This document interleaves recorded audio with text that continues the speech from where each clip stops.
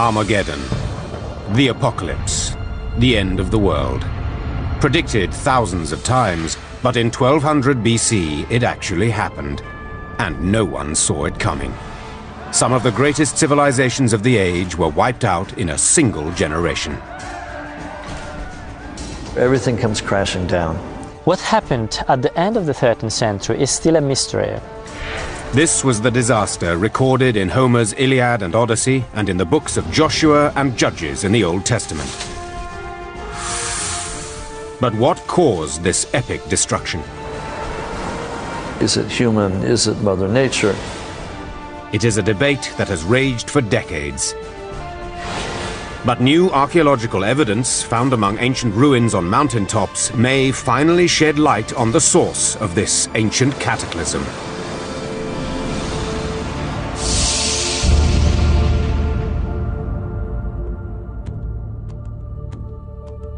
For archaeologists, the past is illustrated by the objects left behind.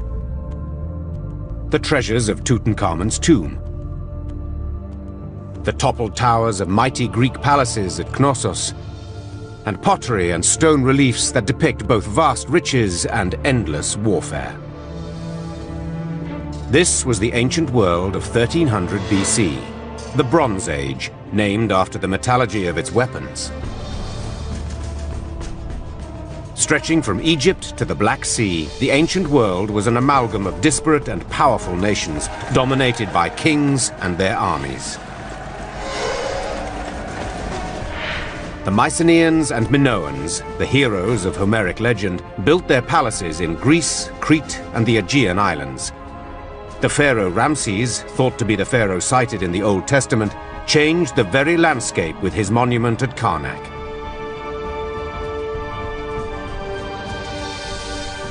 The warring Hittites, biblical enemies of Egypt, dominated what is now Turkey and northern Syria, while the Canaanites, the merchants of the great trade route, controlled what was to become the Holy Land, Israel, Lebanon, and Jordan. It was a patchwork of many kingdoms, leagues apart, distinct in design and culture. Yet when archaeologists first began excavating this territory in the 1930s, a disturbing pattern began to emerge. What we've got is a series of destructions. Most of the main cities, towns, palaces are destroyed for one reason or another. Evidence of destruction was widespread, and in nearly every instance, the period of the collapse was the same, the years surrounding 1200 BC. In this 50-year period, we've got at least 4 major civilizations that go down. Mycenaeans disappear, Minoans disappear, Hittites disappear, the Canaanites to a large extent disappear, and Egypt is so weakened that it's really never the same again. That's what's so amazing about this, is these are the biggest guys in the world, and they all bite the dust at about the same time, within a generation or two. The Ramessid period starts off very strong with some of the most spectacular building and just incredible wealth. And then there are little cracks in the whole fabric of the society. Economically, religion, you can just see things sort of going downhill. In the reign of Ramses III, there's tremendous inflation. We see the monuments become smaller in scale. We also see huge economic problems with the tax base of the country, because so much of the taxable land had been removed from the tax rolls. Many people believe that from this time, the Egyptians no longer have the great self-confidence they had before the gods. We see a whole new genre of petitions to the gods, these prayers asking for, please God, help me, which we never saw before this time.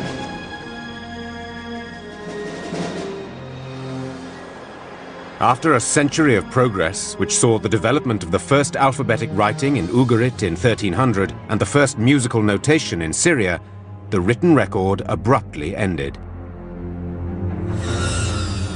What followed has become known, ominously, as the Dark Age. The Dark Ages in the Aegean and Eastern Mediterranean have 2 connotations. One is, for the ancients, they lost most of the hallmarks of civilization. It's called that in part because civilization, as we know it, disappears for a couple of hundred years. They forget how to write, In Greece, they forget how to do large buildings, massive architecture, and it takes 200 or 300 years to come up out of this. But it's also a dark period for us. Without written records, archaeologists were baffled by the evidence of mass migrations throughout the ancient world, all dating to around 1200 BC. On the island of Crete, tradesmen and merchants poured out of the coastal settlements and pushed inland to the mountainous lands worked by farmers and shepherds. In the North Isthmus, the area right behind me here, it appears that there was almost no settlement at all, or perhaps a small scattering of small villages in the Mycenaean period. The population is very thin. By the 12th century, the population grows considerably. But where this population is coming from and why exactly is not entirely clear.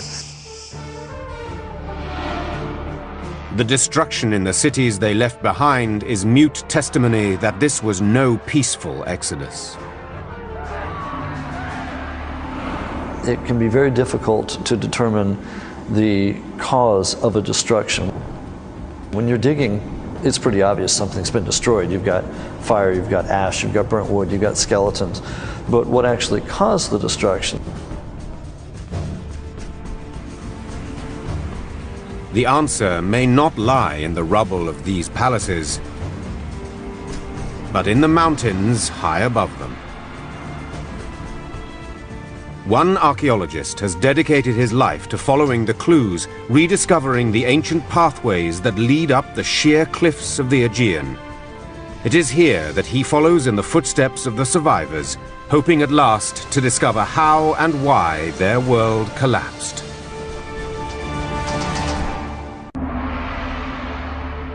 For decades, it remained a mystery. The sudden collapse of the great coastal cities and palaces of the ancient world in 1200 BC. What could have caused it?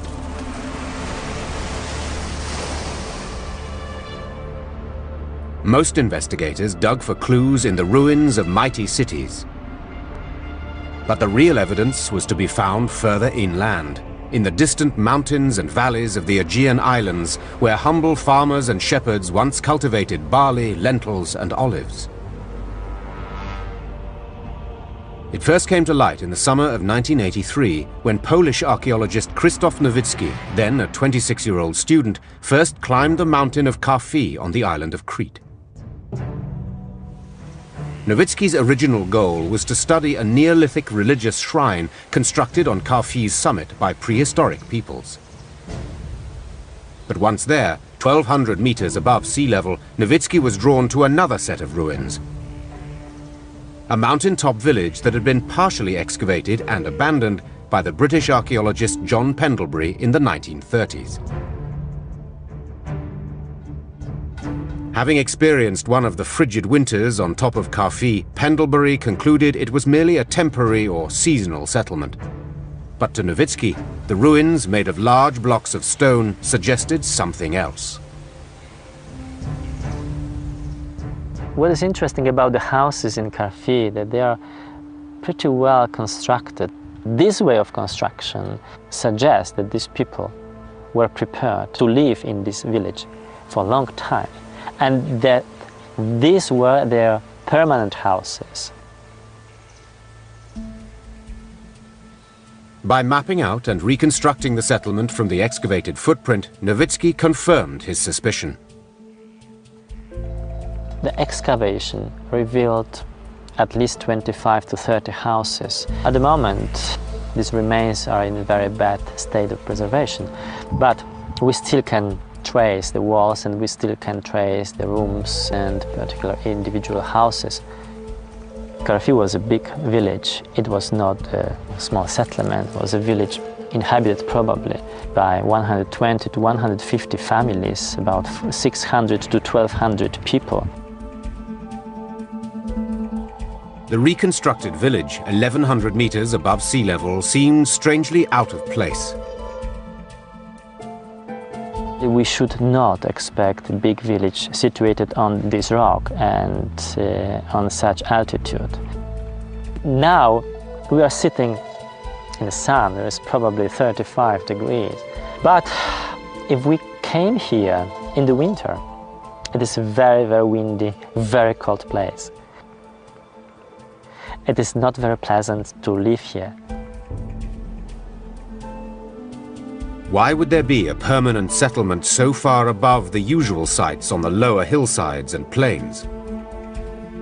We have to ask why people move to these places, why people build their houses in the places difficult to climb up, why they decided to move their families to these houses, why they moved their entire economic system up to these places, to the high mountains. Though Pendlebury had thought it an earlier site, Nowitzki's carbon dating of pottery and other artifacts placed it squarely in the time of the Bronze Age catastrophe, 1200 BC. Before 1200 BC, we still have people living close to the sea, on the plains, in the valleys. Shortly before 1200 BC, we see that many of these low-situated places were either destroyed or abandoned. The inevitable question was, what would force these populations to move from the coasts to the mountains? Nowitzki returned to the historical and archaeological record, but could find no consensus as to what had caused such sudden and dramatic changes. There are all kinds of crazy theories out there to explain the end of the Late Bronze Age. Comets, volcanoes, aliens, you name it, people have said it. But most hypotheses revolved around the ever-present threat of natural disaster. One of the main suggestions has been drought, that there was a major drought across the entire Aegean and Eastern Mediterranean, and perhaps even up to Europe, and that starts tribes migrating. The level of the water of the Mediterranean had dropped significantly at the end of the Late Bronze Age. Another possibility was the devastating earthquakes that regularly jolt the region. We've got a number of sites in the Aegean and Eastern Mediterranean destroyed by earthquake within a 50-year span at the end of the Late Bronze Age. Mycenae is destroyed by earthquake. Troy 6 is destroyed by earthquake. Ugarit may be destroyed by an earthquake. Megiddo in Israel may be destroyed by an earthquake. The problem with saying that a single earthquake destroyed all of these sites and brought the Late Bronze Age to an end is that these sites are destroyed at different times during the 50-year period. Though the timing of the earthquakes differs, they could still be related. There is something that geophysicists today call an earthquake sequence or an earthquake storm, in which an earthquake will not relieve all of the stress in a fault, but will simply release part of the stress. And so the next part in the fault will go a year later, 10 years later, and then the fault unzips from east to west or west to east or north to south. And we eventually get what's called an earthquake sequence or an earthquake storm. And these last between 30 and 60 years. Many of the cities that are destroyed by earthquakes are either on a fault line or in a seismically active zone. In fact, if you lay a map of the sites that are destroyed at the end of the Late Bronze Age by earthquake on top of a map of seismically active zones, they will correlate on very nearly a one-to-one basis. But the earthquake theory has always had its detractors. People recover from earthquakes fairly quickly. That's pretty much proven. Even repeated earthquakes. And to Nowitzki, no natural disaster could explain why a population should move to an even more precarious place. There's no way that people would move their village 1100 meters to the top of this rock. Why? Escaping from the earthquakes and living on the edge of the rock? We don't see the people running away from natural disasters.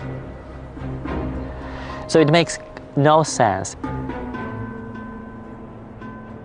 Nowitzki believes that these unlikely and inhospitable heights are a place of last resort, a defensible refuge designed to offer protection not from nature, but from a human enemy. I mean, there is no reason to live on the ledges, hanging above the gorge or on the rocky knolls, other than a real threat from some other people. If Nowitzki's theory about the Aegean apocalypse is correct, there should be dozens of refuge sites waiting to be discovered in the high mountains of Crete, hidden settlements unseen for generations. If he can find them, they could reveal details of a life and death struggle between the survivors who subsisted at these impossible heights and the enemy that drove them there.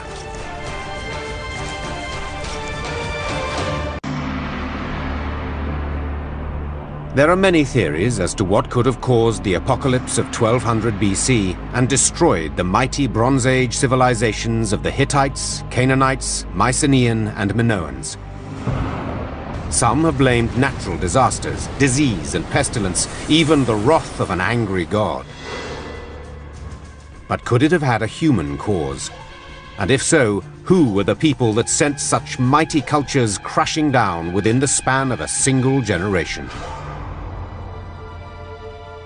For decades, archaeologists sifted the abundant ruins but found only a few isolated clues. Then, in the 1930s, a stone tablet bearing a desperate message was unearthed in northern Syria. Found in the ruins of the palace of Ugarit, destroyed by fire around 1200 BC, it gave a foretaste of the destruction to come. The king of Ugarit says, "My father, 7 enemy ships have been sighted. Now they've already done great damage to my country. If you see any more, please let me know." The tablet was never sent. It was found in the kiln, ready to be fired, when obviously the enemy ships came back and destroyed the town. Who was this enemy that came from the sea? Only one culture, Egypt, survived the collapse of the Bronze Age to give them a name. Ancient hieroglyphics tell of a terrifying foe, the warriors known only as the Sea Peoples. We get all of our details about what the Sea Peoples look like and their mode of transportation from the Egyptians. In addition to the texts that the Egyptians put up on their walls, they also put up pictorial scenes. And so they actually show us what the Sea Peoples look like. We can see the type of helmets they wear, the type of headdresses they wear. We can see them moving in ox carts, in some cases with their families, wives and children and possessions. This was a mass movement that was affecting all the ancient cultures of the Eastern Mediterranean. And this was something that had never happened before. Every single culture in that area, even the ones as well established and as powerful as Egyptians, were being really shaken by this movement of the Sea People. Because part of it is they were coming not only to attack, but to settle. This is what archaeologist Krzysztof Nowitzki had envisioned when he first looked at the ruins high on Carfi, a desperate people, the shepherds and farmers of the valleys driven into the mountains they knew so well. But could he prove that Carfi was no anomaly, simply one example in the systematic evacuation of an entire people?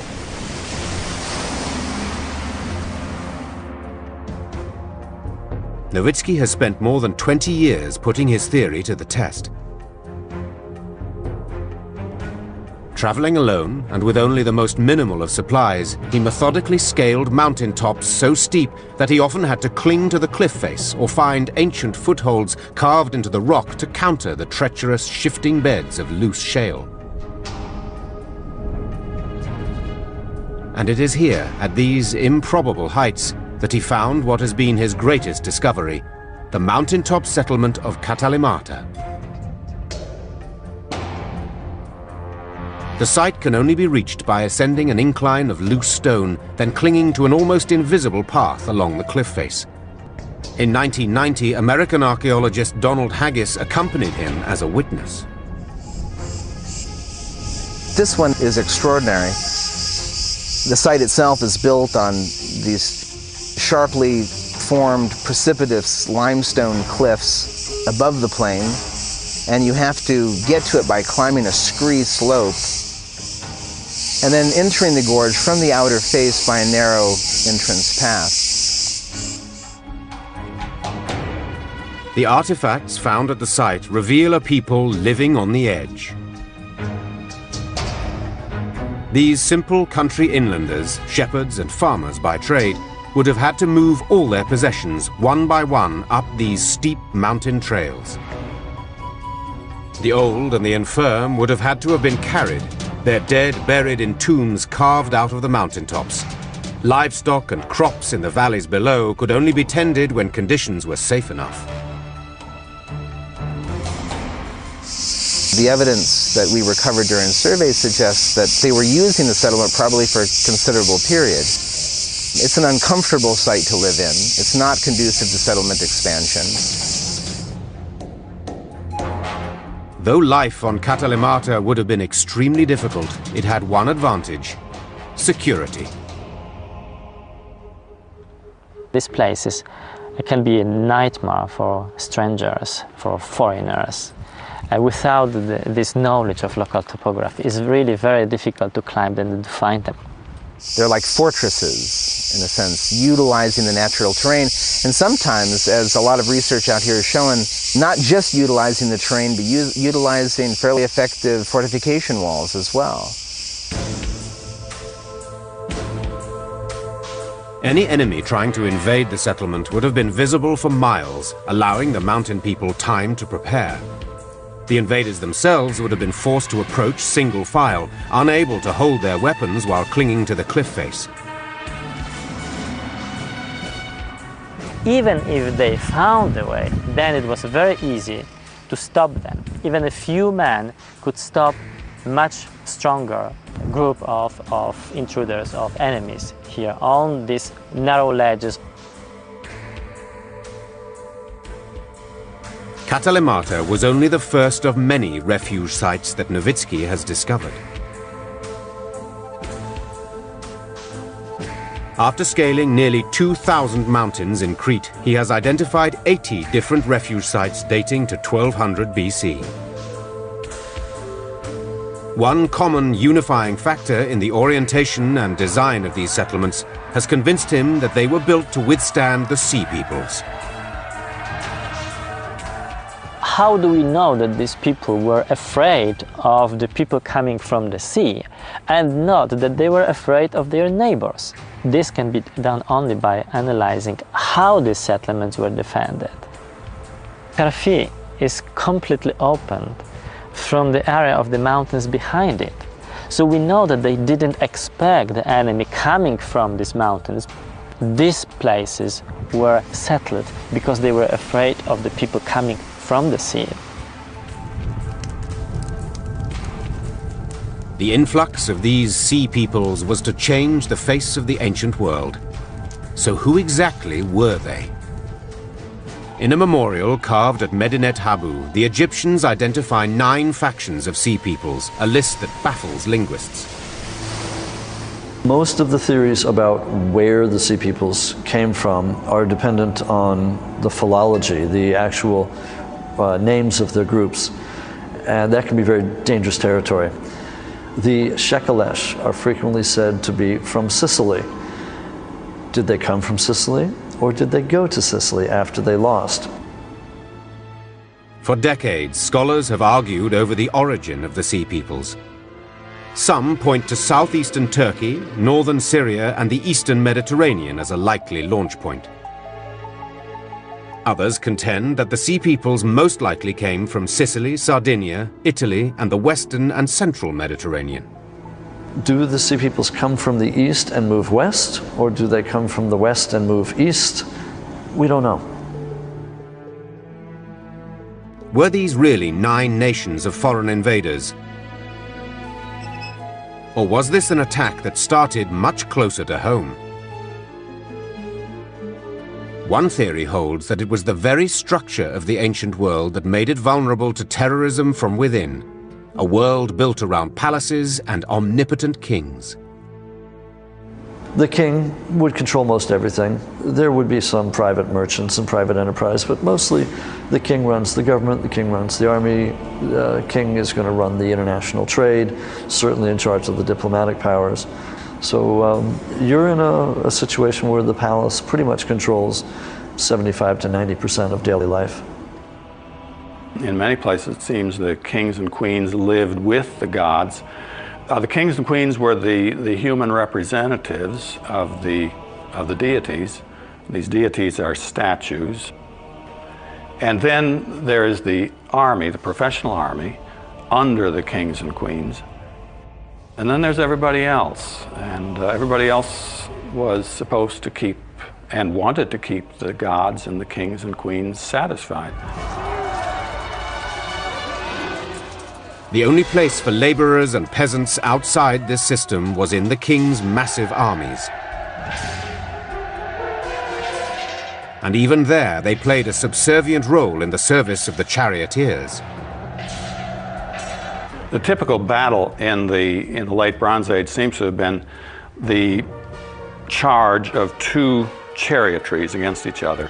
Each chariotry might be numbered in the hundreds or possibly the thousands. And the chariot crew was heavily armored, and that was the main weapon, the composite bow. And so the fighting was mostly at long range. But of course, after they'd hit a target and brought an opposing chariot to a stop, then somebody had to go and finish off that crew. And that's where the so-called runners came in, the barbarians who were hired to act as cleanup crews in a chariot battle. These anonymous groups of hired mercenaries were recruited from the poorest parts of the ancient world. The tablets that we have make it very clear that the palaces took very good care of the charioteers. They knew every charioteer by name, and these people seem to have been an elite. The runners seem to have been counted rather than named. They have so many hired from here and hired from there. There was a real difference in the social class of these people. As long as there was conflict, there was a place for these foot soldiers. But in the years leading up to the Great Collapse, there was an unprecedented period of peace. The country was more or less at peace because of the great treaty between the Hittites and Ramses II. It would be the equivalent of after World War I or after World War II, with the various powers signing a peace treaty. This effectively brought an end to warfare between two of the greatest powers of the day, and we get half a century or so of peace. It certainly was one of the true high points of the ancient world. And then it all comes crashing down. Did the fact that there was little employment for these lower-class runners lead to an uprising? Or were these out-of-work warriors recruited by an outside enemy? And these warriors, now without the central authority, were either on their own or they were under the supervision of these local chieftains. They could do whatever they wanted. Nobody could catch them. The Egyptian record suggests it was a changing coalition that raided the power centers of the ancient world for over 50 years. We've got indications in the Egyptian records themselves that there were successive waves of sea peoples. Almost certainly there's a change in the makeup of the group between the first and the second invasion. They're definitely working together as a coalition, but I don't think that they began that way. What we're seeing is the end result. It's the final wave that's washing up against Egypt. And as the Egyptian reliefs show, the so-called sea peoples were armed in much the same way as the native chariot runners. They were not heavily armored. In fact, any kind of armor would have slowed them down and probably made them less effective on the battlefield. And so they carried small round shields with leather over a wooden frame. And they wore a helmet. I'm not sure whether the helmet was practical or not, but I think it had a good psychological effect on them. Though the exact origin of these warriors may never be identified, archaeologist Krzysztof Nowicki thinks he has found one of the flashpoints. At Kastri, on the coast of Crete, Nowicki has identified remnants of a settlement unlike the many inland refuge sites he has explored. On this relatively accessible hilltop are the remains of battlements that to Nowicki's eye suggest an experienced battle force. The people who lived here were not the normal farmers or shepherds. It's too dangerous. I mean, a small group of farmers couldn't defend it. Any invaders, any raiders would easily take this settlement. The topography of Kastri provides several strategic advantages, providing easy access to the coast of Crete, Italy, and nearby islands. We may estimate probably 2 or 3, 4 boats here, maybe about 50 to 100 or even 200 men, which was enough to invade, to raid the coastal places in Crete. If Nowicki is correct, the Sea Peoples were not the last to recognize the strategic advantages of Kastri. In the 1940s, this same hillside was taken by the Germans in their own attempt to dominate the island. But whereas the German troops were driven from these hills, the Sea Peoples overran Crete and the Aegean. The extent of destruction, especially in Anatolia, in central Greece, doesn't suggest to me a disorganized group. It suggests a rather efficient military machine. But whether this force represents outside invaders, disgruntled local warriors, or some combination of the two, the question remains the same. What's amazing about all this is that this ragtag group of marauders and pirates managed to knock off the best of the civilizations, and how they managed to do it is still the major question. The answer may lie not in the origin of the Sea Peoples, but in their methods of waging war. 1,200 years before the birth of Christ, an inexorable force changed the very landscape of the ancient world. Evidence of its power was written in the toppled ruins of Mycenaean cities and the abandoned palaces of kings. The desperation of those that survived could be seen in the precarious outposts they built atop the mountains of Crete. Mighty civilizations, from the Minoans to the Hittites, survived pestilence, famine, and earthquakes, only to fall to a human enemy, a mysterious force of barbarians called the Sea Peoples. But these invaders had no chariots, no armor. How could they have taken on the armies of kings? Late in the 13th century, it finally dawned on somebody that you didn't need these expensive chariots and chariot teams in order to win a battle. If you got enough runners together, and they were cheap, and they themselves have the capacity to annihilate a chariot army. One weapon made it possible for these runners to become formidable warriors. A simple weapon that until the collapse had been used primarily for hunting. The javelin is a fairly short weapon, probably 4 feet, and has a small metal head.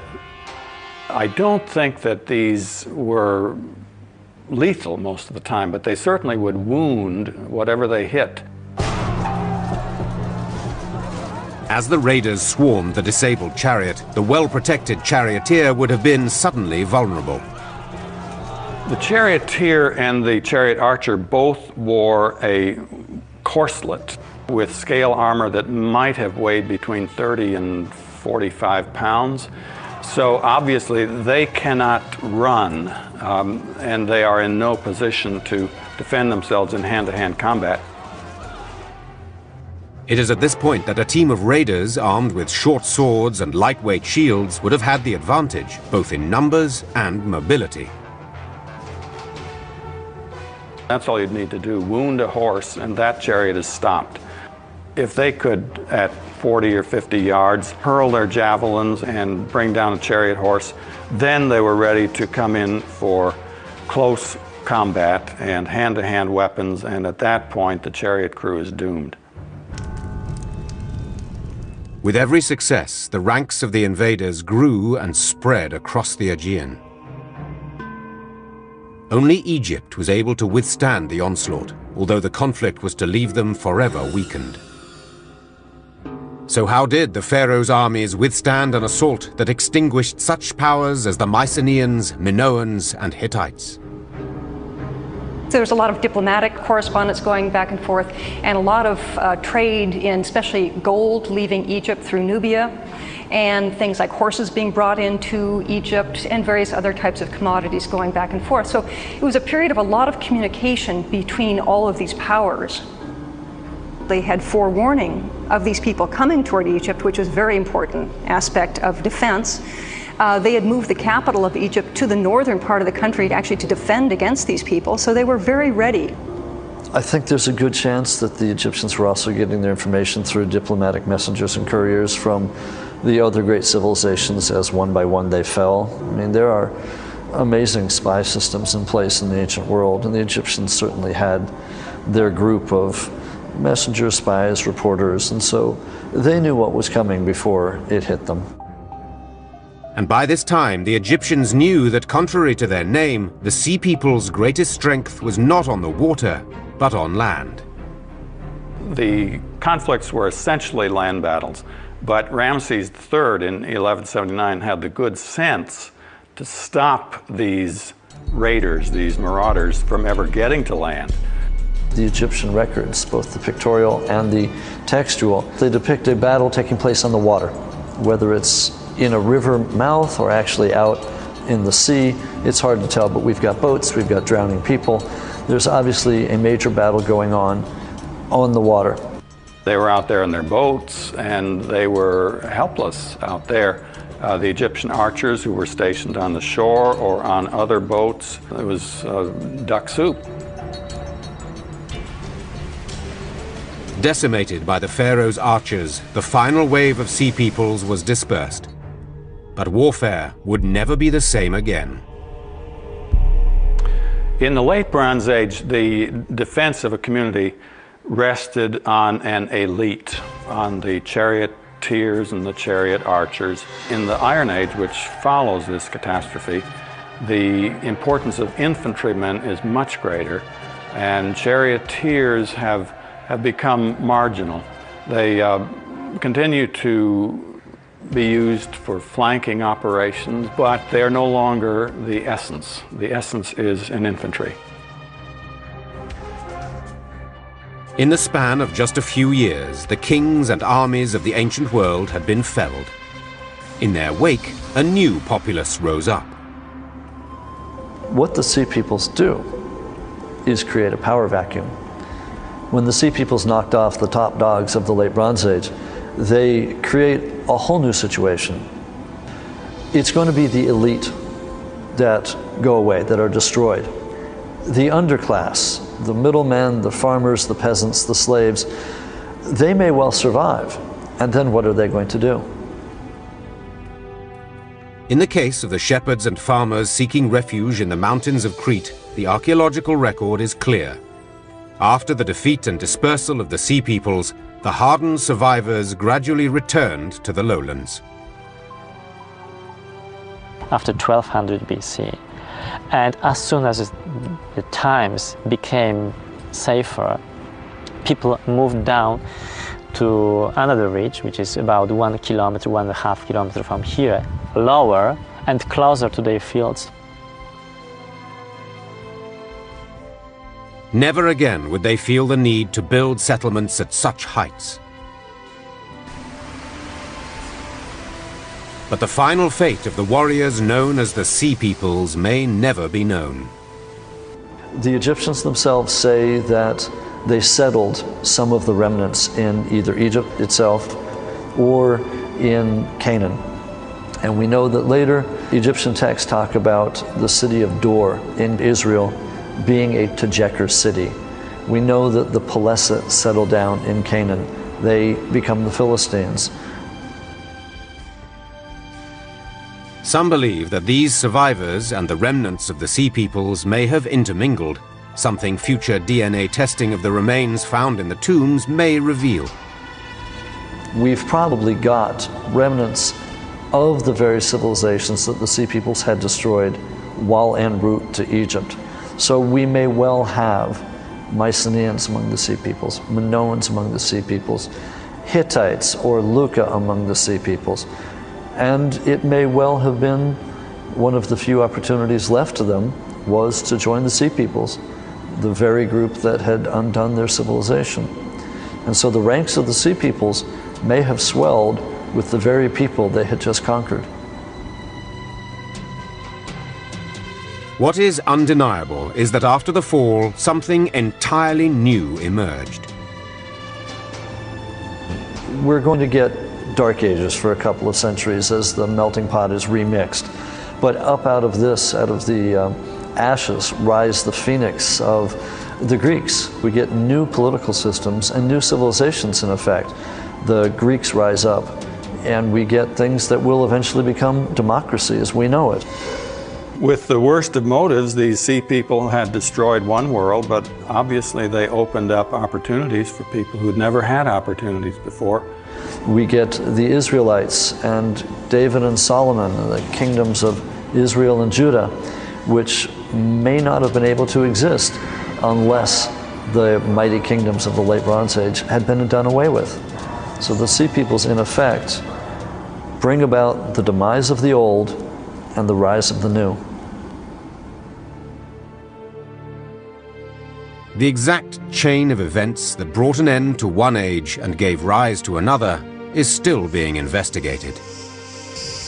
I don't think Christoph has the answer, but he's getting close. He's getting close to finding the answer. What I think we've really got is a combination of causes. The Sea Peoples got lucky. Their timing was perfect. They take advantage of some of perhaps the natural disasters. If a drought had occurred, if a series of earthquakes had just occurred, we get what archaeologists refer to as a systems collapse, where one or two factors, which in and of themselves would not have caused the collapse of civilization, when they're put together, create a magnification effect. The Sea Peoples are able to exploit a hole in the defenses of these mighty civilizations where none had existed before. As archaeologists sift the clues to this ancient destruction that occurred so abruptly, they may find modern insights as well. I rather doubt that the Egyptians or the Hittites expected they would fall, or at least fall quite so quickly. But when you get a series of factors that might not otherwise be related, they could come together to create a force more powerful than each of them individually. So one of the lessons we might learn for today's society is that while a drought might not be important in and of itself, or while a series of earthquakes might seem to have only a lasting impact, if you layer a couple of natural disasters on top of some man-made calamities, you may get a completely unexpected result.